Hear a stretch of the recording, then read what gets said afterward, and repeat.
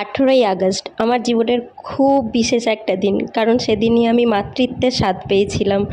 আর যাকে আমি মনে প্রাণে চেয়েছিলাম আমার কাছে, সেই আমার ছোট্ট লাড্ডুটা আমার কাছে এসেছিল ওই দিনকে। তো আমার রূপুর হ্যাপি বার্থডে ছিল সেদিনকে, সবাই বুঝতেই পারছো। আর আমি সকালবেলাতেই ওকে নিয়ে একদম চান টান করে চলে গিয়েছিলাম মায়ের মন্দিরে পুজো দিতে, যদিও বা সেসব ক্লিপ কিছু নেওয়া হয়নি, কারণ একা গেছিলাম আমি।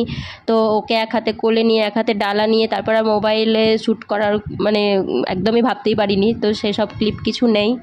তো যাই হোক, আমি ওকে নিয়ে বাড়ি চলে আসার পর, এটা দুপুরবেলার ক্লিপ যেখান থেকে তোমরা দেখছো। আসলে সেদিনকে আমরা মায়ের ভোগ নিয়ে এসেছিলাম রূপুর জন্য, সবাই খেয়েছিলাম, যদিও বা এটাই করি। ওর ফার্স্ট ইয়ার বার্থডেতেও তাই হয়েছিল, আর ওর অন্নপ্রাশনেও তাই হয়েছিল, ও মায়ের ভোগই খেয়েছিল। তো যাই হোক, ওকে খাইয়ে দাইয়ে আমি আর রূপুর পাপা মিলে রুম ডেকোরেশনটা সেরে নিই। তারপর সন্ধ্যেবেলায় দেখো একদম রূপুকে সুন্দর করে রেডি করিয়ে দিয়েছি। আর এখানে চলে এসছে ওর একটা ভাগ্নি আর দিদি। সেরকম কাউকে ইনভাইট করিনি, আমাদের বাড়িতে যেসব ওর দাদাভাই দিদিভাইরা আছে ছোট ছোট তাদেরকেই নিমন্ত্রণ করেছিলাম।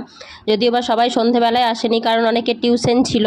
তো এই দিভাই ওর আর ওই ভাগ্নিটাই এসেছিল। তো যাই হোক, তারপরে ওর পাপা যখন চলে আসে তখন আমরা সবাই মিলে চলে যাই ওর কেক কাটিংয়ের জন্য, যেটার জন্য রূপু ভীষণ এক্সাইটেড ছিল। কেক কাটিংয়ের থেকেও খাওয়ার জন্য বেশি বায়না হচ্ছিল। এসব তো খাইনি সেভাবে করে দিল, মায়ের বার্থডেতে খেয়েছিল, তো সেখান থেকেই টেস্ট পেয়েছিল, তো সেটাই দেখে ভাবছে কখন কেক খাবো কেক খাবো।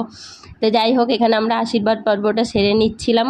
তারপর আশীর্বাদ হয়ে গেলে আমার রূপু যেটার জন্য সারা দিন ধরে ওয়েট করছিল, অর্থাৎ কেক কাটিং এবং কেক খাওয়া, তো সেই পর্বে আবার আমরা চলে যাই। আর দেখো, কিছুতেই ওকে আটকানো যাচ্ছিল না, ও ফোর্কটা নিয়ে কেক খাওয়া অলরেডি স্টার্ট করে দিয়েছিল। তো যাই হোক, বাচ্চারা থাকলে তো এইরকমই করবে, সব বাচ্চারাই করে, যদিও বা আমারটা একটু বেশি করে, যেটা আমার খুব ভালো লাগে। তো দেখো, এরপরে আমরা কেক কাটিং শুরু করে দিয়েছি। আর রূপুর পাপা ওদিকে ব্লাস্টারটা ব্লাস্ট করে দিয়েছে। তারপরে 2 ডিজিটে যে ক্যান্ডেলটা ছিল সেটা ওকে ফু দিয়ে নিভিয়ে দিতে বলে। 2 ইয়ার্স ওর কমপ্লিট হয়ে গেল, আবার একটা নতুন জার্নি শুরু হলো।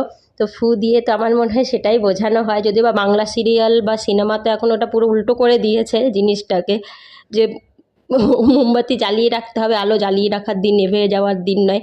আসলে তো সেটা ইন্ডিকেট করে না, মোমবাতি নেভানো মানে ও যেটা কমপ্লিট করলো সেটা অন্ধকারে ডুবে গেল, সেটা তুমি ভুলে যাও, তোমার নতুন পথ, যেটা নতুন জার্নি, সেটা নিয়ে তুমি ভাবনা চিন্তা করো। তো যাই হোক, এরপরে সবাই ওকে কেক খাইয়ে দেয়। আর এরই মধ্যে ওর ড্যাডাও চলে আসে ওর জন্য গিফট নিয়ে। রূপুর কেক নিয়েই ব্যস্ত, আর কেকটা ভীষণই টেস্টি ছিল, আমাদের দোকানেরই কেক ছিল। ডিজাইনটা আমি দিয়েছিলাম কিভাবে বানাবে, আর মিষ্টিটাও খুব লাইটলি রাখতে বলেছিলাম, কারণ বাচ্চাদেরকে তো আর বেশি মিষ্টি দেওয়া যায় না, রূপুকে তো আমি খুবই অল্পই মিষ্টি দিই। তো যাই হোক, এরপরে ওর দাভাই দিভাইরা একটু রাত্রির দিকে এসে খাওয়া দাওয়া করে নেয়। দেখা হচ্ছে নেক্সট কোনো ব্লগে। তোমরা সবাই ভালো থেকো, টাটা।